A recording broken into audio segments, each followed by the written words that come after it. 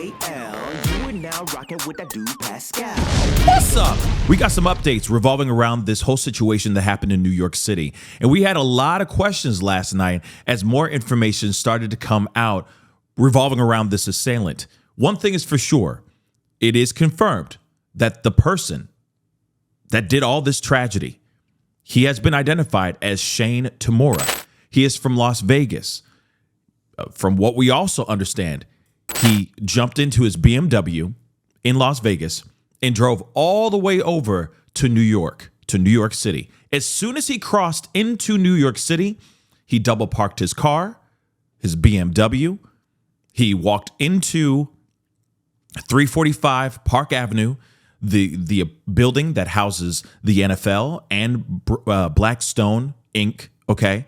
And he opened fire on a bunch of people, injuring and, of course, taking the lives of several people. Then, of course, he turned the weapon onto himself, and he is no longer here. But there's a lot of things that he's left behind, a lot of questions that still need to be answered. What actually happened here?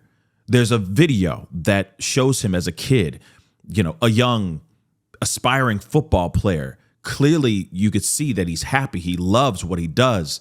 He has found joy in the sport of football.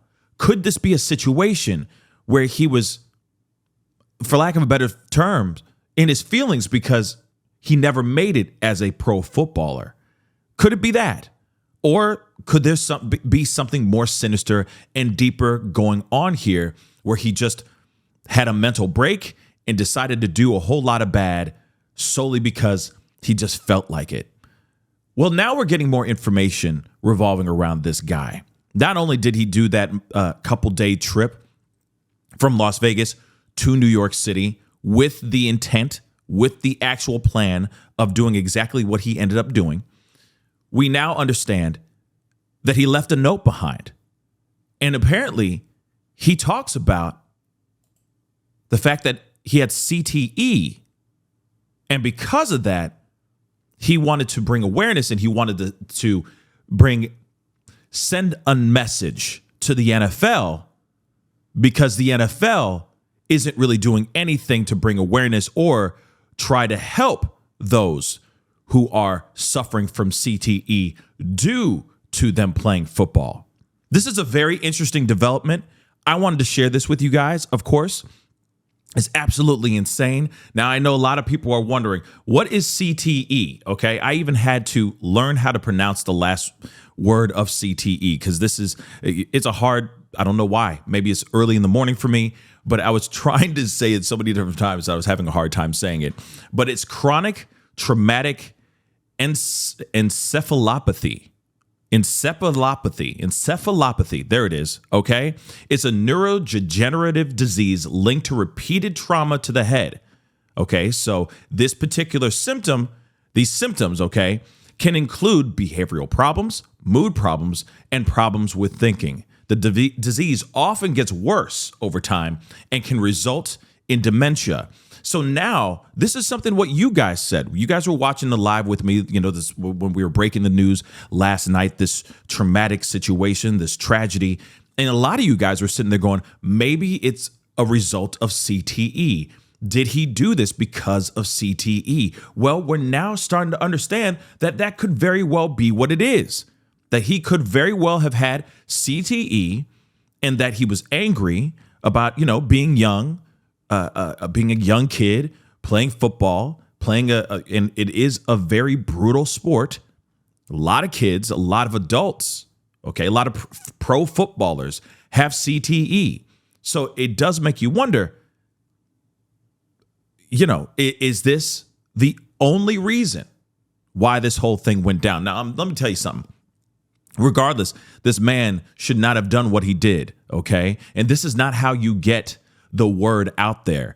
This is not how you bring awareness to the likes of something like CTE or any other type of situation that's going on out here in these streets. Let's be real. There's plenty of activists. There's plenty of wild people out here that want to get their message across to the people. But by going out here and taking the lives of people, this is not where you get the message out here. Okay. Now the act of you taking the lives of other people overshadows the message that you were trying to get across. You see what I'm saying? So again, people were wondering if this was CTE. We were also wondering something else as well. Who was the target? Was it Blackstone Inc.? Was it the NFL? Was it any other business that was in this building? Now we're finding out that it was indeed NFL. His whole focus was the NFL. And no, it wasn't because he was in his fee-fees, because he could have been a contender and he didn't get a chance to be some huge footballer. No. He was angry about the fact that they do not bring awareness to CTE. Let's take a look at this, okay? Let's take a look at this really, really quick, all right? So, of course, and also the other thing I forgot to say, he went up the wrong elevator, y'all.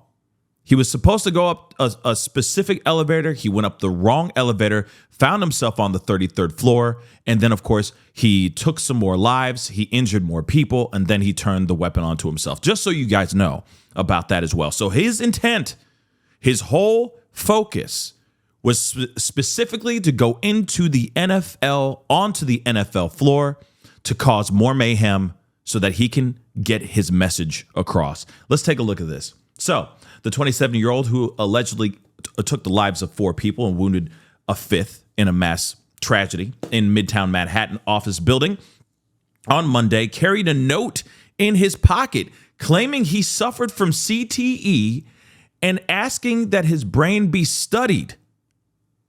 Hence the reason why they say that he hit himself in the chest. He didn't do it up at the head. He did it in his center mass, guys. He pulled the, you know what I mean, to his center mass, not his head. So now that makes sense too, because I was like, why would he do here and not here? You see what I'm saying? If you're trying to, turn the lights off, center mass and not the dome, that seems a little weird. Now it makes sense because he's saying he's suffering from CTE and he wants to become a lab rat, basically, right? He's donating his brain to science. Okay. The note also made references to the NFL, police said. This tragedy on Monday took place at 345 Park Avenue, which houses, among other companies, the NFL headquarters. He appeared to have blamed the NFL for his injury, New York City Mayor Eric Adams told CBS on Tuesday. CTE, or here we go again, chronic traumatic encephalopathy, is a brain disease linked to repeated hits to the head, often seen in military veterans and athletes, including football players, hockey players, and boxers. CTE can't be diagnosed in a living person with certainty, but doctors may suspect it based on symptoms and history of head trauma. Now, here's the other thing, too. Aside from him having CTE, he had a documented history of mental health. That means, like I said last night when they broke that news, that means that he has been locked up. He's been held, okay, multiple times, okay, for doing or saying or enacting something that was a little off, all right? Again, they had seen that he had a history of documented mental health history. You know what I mean? Like, or of mental health. So obviously something's up here. Okay. Something's most definitely up. So the suspect, which we already know is Shane Tamura, okay, who police said has a documented mental health history. Of course, he pulled the weapon onto himself. Okay.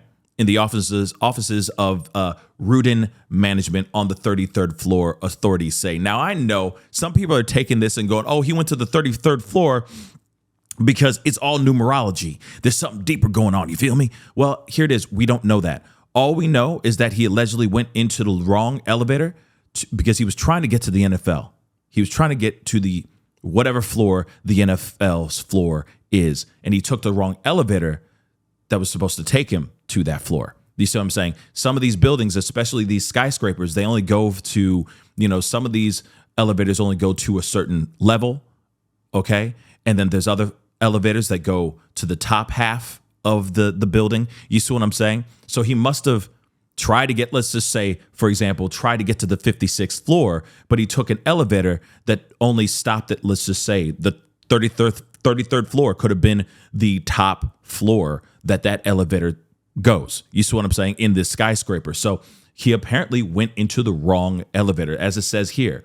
He, from our preliminary investigation, took the wrong elevator bank up to the NFL headquarters. So instead, it took him to the Rudin management floor. And that's where he carried out additional tragedies. And then, of course, he was hurting a lot of people, right? So now we understand, too, that the fifth victim, who has been taken to the hospital, is in critical condition and is out of surgery and is in stable condition on Tuesday morning. Thank God. That's great news. Okay, we do have somebody who is actually surviving this situation, which is great news. Law enforcement sources said Tamura had two mental health crisis holds, two of them in his background in Nevada, one in 2022 and the other one in 2024. So not very long ago, guys. And in 2022, by the way, that's the same year that he got his concealed carry weapons permit in Las Vegas. So I'm wondering when he was put on hold in 2022, and if that was before or after he got his CCW. I'm just curious about this. Those holds typically allow a person to be detained for up to 72 hours if they are thought to be a danger to themselves or others. This is documented holds, okay, for mental health issues, mental health crisis, and he was still able to go and get an M4. I get it. Maybe there's certain loopholes that you can jump through where you can still get a weapon regardless of your mental health status, mental health history, or even if you have a history of documented mental health crises. But at the same time, something's got to come. Something's got to change immediately, because this is the issues that we see all the time. And this time, this particular assailant has a history of mental health crises. That is a massive difference than some kid or some jerk who happens to buy a weapon, is hiding in plain sight his mental health issues, and then he enacts something egregious. This is a documented history of mental health. Something's got to change immediately, okay? According to one source, where when there is this type of hold in Nevada, officers have to transport the person to the actual hospital. Once that happens, medical staff take over and decide how long to hold that actual person. So, a Las Vegas police source said Tamura also got his CCW, or concealed carry license, in 2022, and also has a previous arrest for trespassing in the state.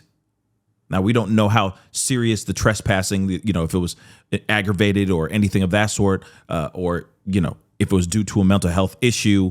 We don't know about that. But what is wild, like I said, he has a history of doing some very bad things and a history of mental health issues. Okay. The only way to confirm CTE is through an autopsy by specialists who look for specific changes in the brain. Researchers analyze the brain's post-mortem to look for any changes that define CTE.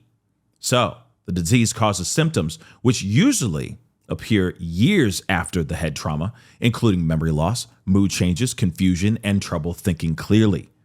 So, of course, this is ongoing, developing story. But again, this is somebody who literally left a note on his person, pulled the trigger on his center mass, and said, "Please study my brain." That's insane. Okay? That's absolutely insane. Let's go over to this clip here.